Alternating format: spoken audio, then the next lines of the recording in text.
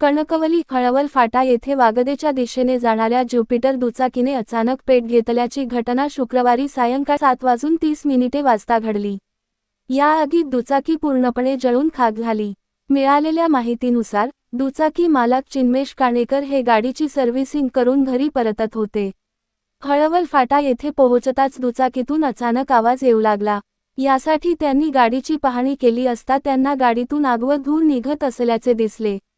त्यांनी तात्काळ बाजूला असलेल्या दुकानांतील पाणी घेऊन आग विझविण्याचा प्रयत्न केला, मात्र तोपर्यंत आगीने रौद्ररूप धारण केले होते।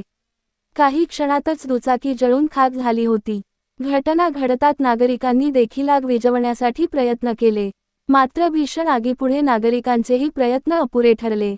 माहिती मिळताच कणकवली पोलीस ठाण्याचे पोलीस हवालदार किरण कांबळी, किरण कदम यांनी घटनास्थळी धाव घेतली। सुदैवाने या घटनेत कोणतीही जीवितहानी झाली नाही।